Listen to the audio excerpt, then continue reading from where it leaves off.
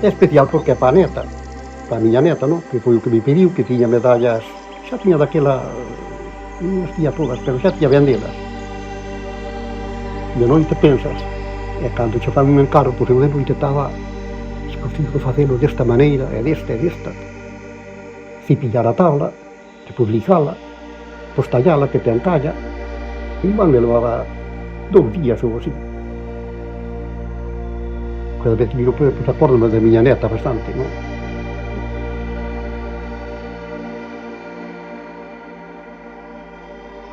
Este botixo foi comprado en Mondoñedo nas feiras de San Lucas no ano 1947.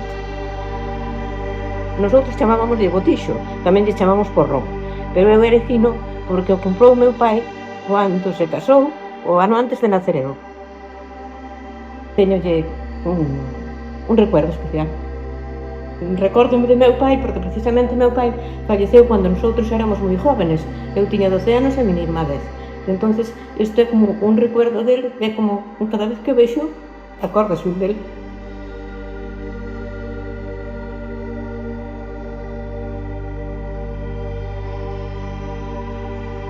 Desde os 15 anos hasta a jubilación.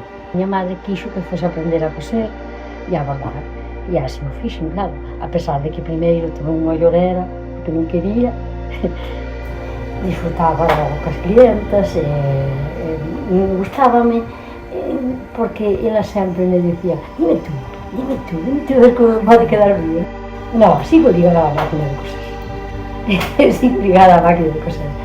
Podía dicir, sí, calquera outra cousa da casa, pero o máis simbólico para min é isto.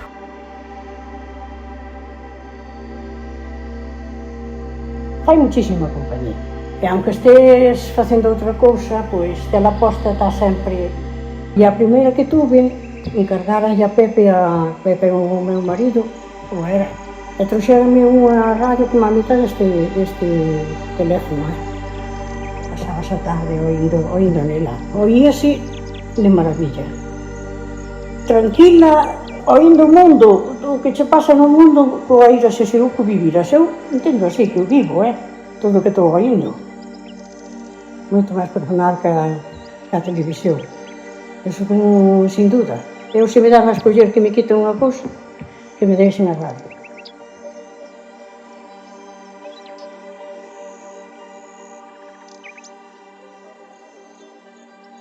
Foi a última que, cando me jubilei, a última que traballei, incorporei no 17 de agosto, e ainda facía os 15 anos o 1º de noviembre. Ia para as casas, polos clientes que me chamaban, facendo cuartos de baño, cociña, facíase muchísimas cuadras co ganado daquela. Non recordo que ainda me gusta facer así chapuzas, así tal con os amigos, fago así pouca cousa, pero bueno, eu pasei moi ben, mentre que estuve de autónomo, tuve xente, moi bons clientes, moito cariño.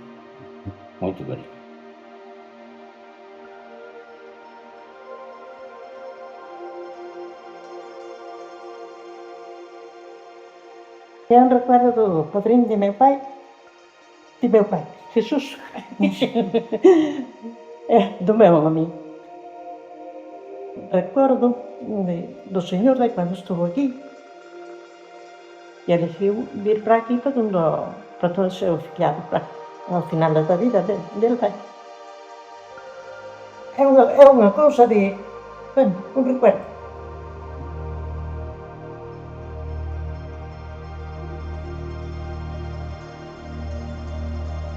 É un libro moi antigo que ten cousas que quizás hoy en día non se encontran en ninguna librería. Veñen recetas que sí se fan hoy en día, pero as medidas é outro tipo de medidas, son por onzas, por libras, entonces é por todo eso, pero non foi un libro que se usara moito a partir da base que primeiro tampouco non había moito que cociñar, porque a miseria era tan enorme todo o que sucedeu aqueles anos que a parte de o caldo, patacas fritas e faragullos e por aí poucas máis se facían, se non eran recetas caseras que...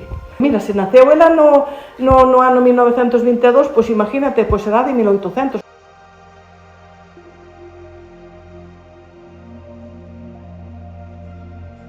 Da boda da miña filla, donde todos os familiares nos xuntamos, especialmente teño aquí a miña familia toda, meus padres xa non están, e é a única foto reciente donde teño a meus padres máis reciente.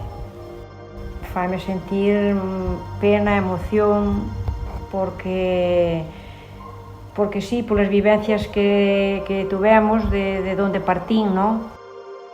Eu nunca lle puiden dicir a miña madre pásame isto mamá, nin aquelo, porque xa miña madre de un dedo armaba unha mão inteira. O de meu padre foi moi duro tamén, porque meu pai morreu de cáncer e con muchísimos problemas e iso. E agora, claro, acabouse. Teño meus irmáns, sí, pero non é o mismo.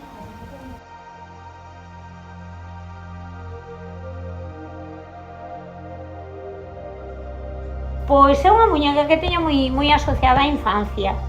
Pareceme que é un xoguete moi distinto dos que hai agora, que era moito máis próximo á realidade, de alguna maneira, tanto pola estética da muñeca como por o universo que tiña toda esta muñeca, en canto a roupa, en canto a profesións.